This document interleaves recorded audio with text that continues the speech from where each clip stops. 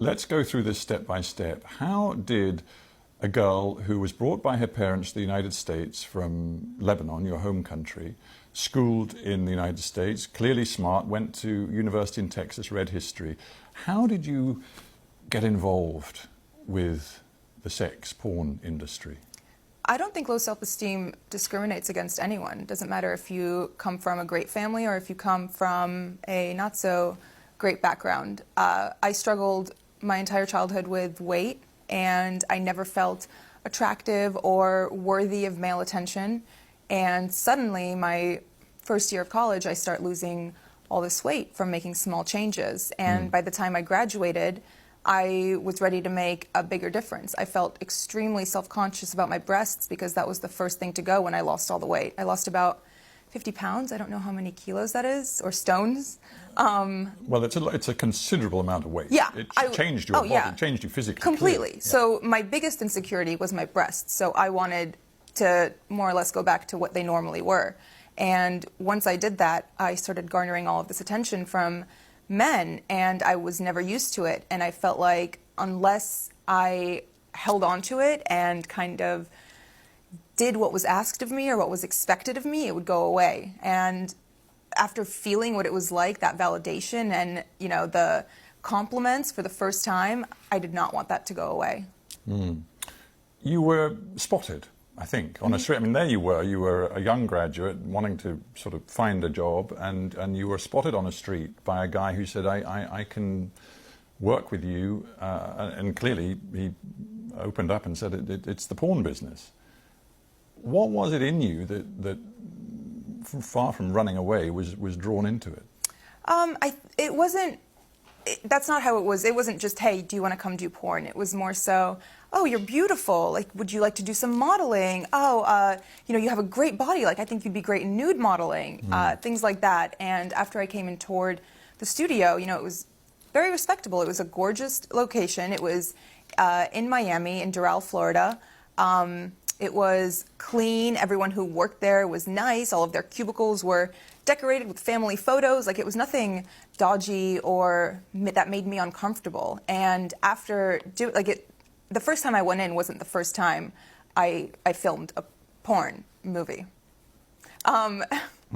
It was the second time. The first time was more so, do you want to do this? Like, sign the paperwork, et cetera, et cetera. So these guys, they just saw you, frankly, as a money machine. Absolutely.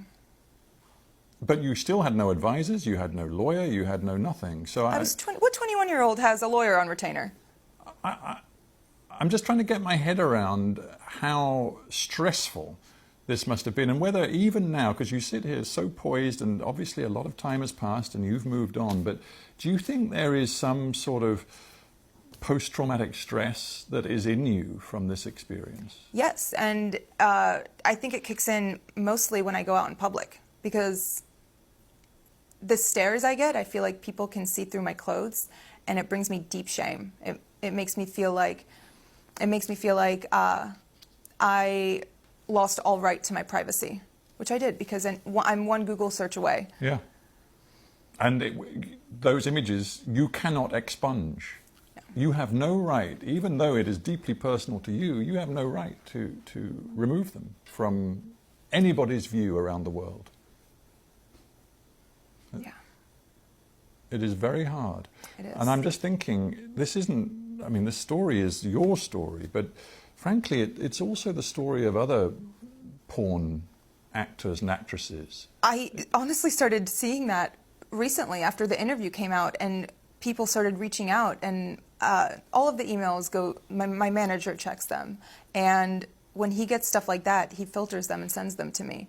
And reading the words of some of these girls who have been sex trafficked and forced into porn, and all of these stories of girls whose lives have been ruined by it, and by men who have taken advantage of them, and by contracts that they didn't even understand the jargon of, it makes me feel like, okay, maybe it was good that I started talking, and that I posted this interview, and that I'm speaking out now, because other people feel the same way. And even if they don't relate on as deep a level as, you know, doing porn, they can relate on the level of being insecure and being pressured into doing something they Right. didn't want to do. You were wearing the Islamic headscarf, often known as hijab, and of course then it developed into a sort of a sex scene. You must have known how provocative that was.